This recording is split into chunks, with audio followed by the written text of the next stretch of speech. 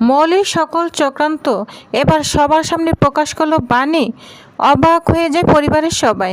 হ্যাঁ প্রিয়বার 70 দেখা যাবে আজকের পর্বে।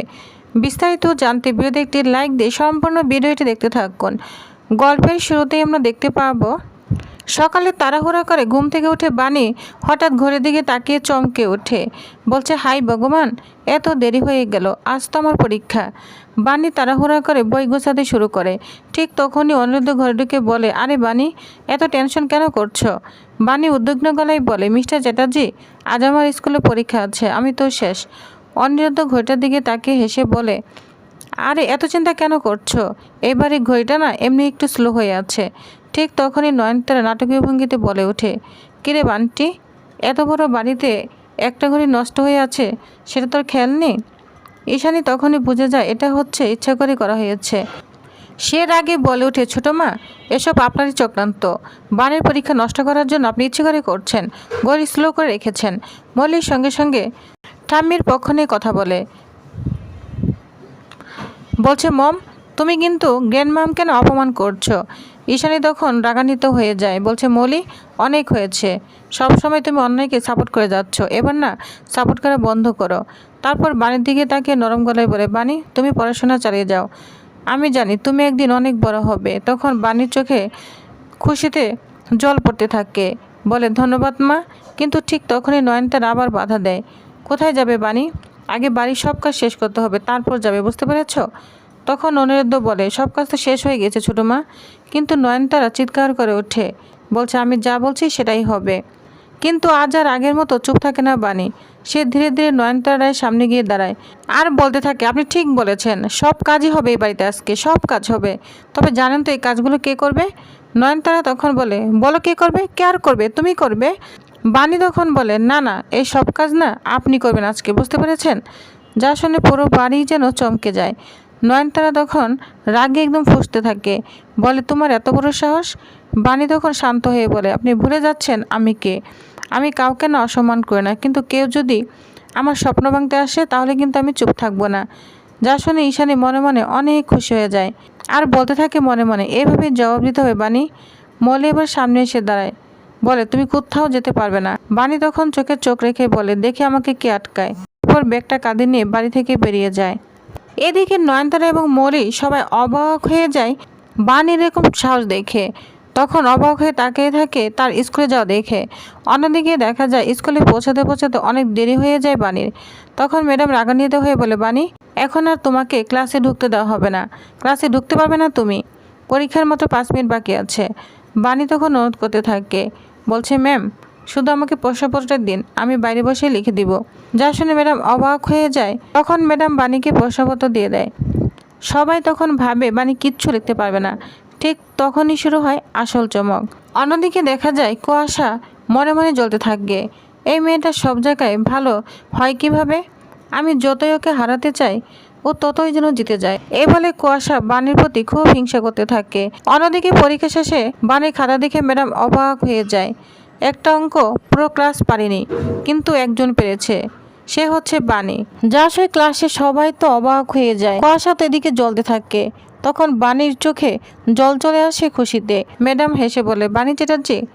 সঙ্গে সঙ্গে পুরো ক্লাস হাততালি দিতে শুরু করে। কুয়াশার মুখ কালো হয়ে যায়।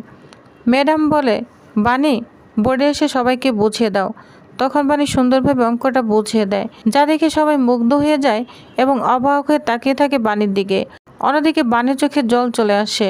সে মনে মনে বলে, মিস্টার চ্যাটার্জি, আজ যদি আপনি এটা দেখতে পেতেন তাহলে আপনি খুব খুশি হতেন। এটা বলে বাণী মনে মনে খুব কষ্ট পেতে থাকে। অন্যদিকে স্কুল থেকে বেরিয়ে অনিরুদ্ধ বাণীকে নিয়ে অফিসে আসে। বাণীর মনটা খুবই অস্থির হতে থাকে। মিস্টার চ্যাটার্জি, আমার মনে হচ্ছে মৌলি দিদিমণি বড় কোনো অন্যের সঙ্গে জড়িয়ে গিয়েছে। অনিরুদ্ধ গম্ভীর হয়ে যায়, বলে, তুমি কোনো চিন্তা করো না বাণী, আমি আছি তো, কিচ্ছু হবে না তোমার। এরপর দুজনে অফিসের সিস্টেম চেক করতে শুরু করে। একের পর এক সবার আইডি চেক করে, তাপসী, পিনাকি, শিবনাথ, কিন্তু কোনো প্রমাণ মিলে না। শেষে মৌলির আইডি চেক করতে অনিরুদ্ধ চমকে যায়। বাণীর সব প্রমাণ মৌলির আইডিতেই পাওয়া যায়। বাণী তখন বলতে থাকে, আমি জানতাম এরকম একটা কিছু হবে, এর পিছনে মলি রয়েছে, আমার আগে থেকে একটা সন্দেহ ছিল। অন্যদিকে দেখা যায় মলি ফোন করে বিদ্যুৎকে, বিদ্যুৎ টাকা চুরির অপবাদ আমি তাপস আঙ্কেলকে দিব। বিদ্যুৎ অবাক হয়ে বলে, তুমি সত্যি পাগল হয়ে গিয়েছো।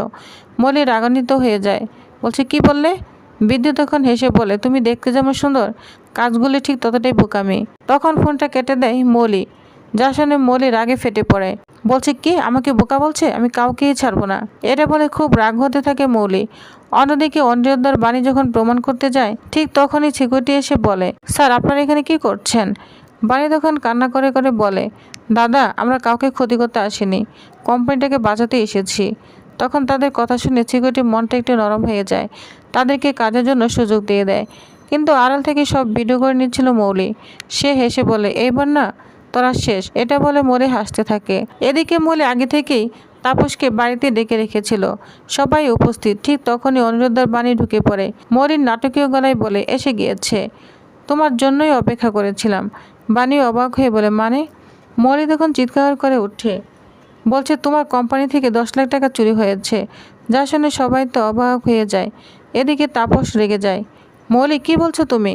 মলি কান্নার অভিনয় করে বলে, তাপস আঙ্কেল অনিরুদ্ধর বাণীকে সাহায্য করেছে। পিনাকি রেগে যায়, তুমি তাপসের বিরুদ্ধে কথা বলছো? শিবনাথ তো অবাক হয়ে যায়। ঈশানের মাথায় তো একদম হাত দিয়ে বসে পড়ে। ঠিক তখনই বিদ্যুৎ বলে ওঠে, আমি তো সব সময় বলি মাথায় ঠান্ডা তেল দিতে। ঈশানী বিরক্ত হয়ে বলে, ছেলেটাকে সহ্য করতে পারছি না। বিদ্যুৎ হেসে বলে, এখন কিন্তু আমি বাড়ির জামাই। সবাই আর বিরক্ত হয়ে যায়। মলে এবার ব্যাংকের কাগজ দেখায়, এই দেখুন তাপস আঙ্কেলের অ্যাকাউন্ট থেকে টাকা তোলা হয়েছে। যা শুনে তাপস হতভম্ব হয়ে যায়, বলে আমি কিছুই জানি না। মৌলি বলে, আপনি মিথ্যে বলছেন। তাপসের চোখে জল চলে আসে, আমি এই কোম্পানির জন্য জীবন দিয়েছি, আর আজ আমাকে চোর বলা হচ্ছে? বাণী এবার সামনে এসে দাঁড়ায়, মৌলি দিদিমণি আপনার মিথ্যার বেশি দিন চলবে না। অনিরুদ্ধ বলে, আমার কাছে না সব প্রমাণ আছে, সব প্রমাণ নিয়ে এসেছি আমি। মৌলি একটু যা শুনে ঘাবড়ে যায়, কিন্তু মুখ শক্তভাবে এনে বলে, প্রমাণ? কোথায় প্রমাণ? অনিরুদ্ধ ধীরে ধীরে মোবাইল বের করে। সব নিঃশ্বাস জন্য 1 সেকেন্ডে বন্ধ হয়ে যায় মৌলির। ঠিক তখনই স্ক্রিনে ভেসে ওঠে মৌলির আইডি থেকে টাকা ট্রান্সফারের সব ডিটেলস, যা দেখে তো পুরো বাড়ি স্তব্ধ হয়ে যায়। নয়নতারা পর্যন্ত ভয় পেয়ে যায়। মৌলি তখন কাঁপতে শুরু করে ভয়ে। মৌলি হঠাৎ চিৎকার করে ওঠে, না না এসব মিথ্যে, আমাকে ফাঁসানো হচ্ছে। কিন্তু ঠিক তখনই কুয়াশা সামনে এসে বলে, না মৌলি, এবার সব সত্যিটা সবাই জানুক। সবাই অবাক হয়ে কুয়াশার দিকে তাকিয়ে থাকে। কুয়াশা কান্না করতে করতে বলে, সব কিছু মৌলি করেছে। মৌলির মুখ ফ্যাকাশে হয়ে যায়। আর অনিরুদ্ধ তখন বলে, এবার তোমার খেলা শেষ মৌলি। তখন মলি আরও ভয় পেতে থাকে, চুপসে যায় ভয়ে, কিন্তু কি বলবে কিছুই বুঝতে পারছে না। তার মুখ থেকে যেন আর কোনো কথাই বের হচ্ছে না। তো প্রিভিয়াস, তাহলে আজকের পর্বের আপডেটটি কেমন লেগেছে অবশ্যই কমেন্ট করে জানাবেন। আগামী পর্বে কি হতে চলেছে? মলিক কি তাহলে জেলে যাবে, নাকি নয়নতারা আরও চক্রান্তে মেতে উঠবে? কুয়াশা কি এবার সত্যি বাণীর পেশে দাঁড়াবে? সব জানতে হলে অবশ্যই ভিডিওতে লাইক দিন, শেয়ার করুন এবং চ্যানেলটি সাবস্ক্রাইব করে ফেলুন। ধন্যবাদ।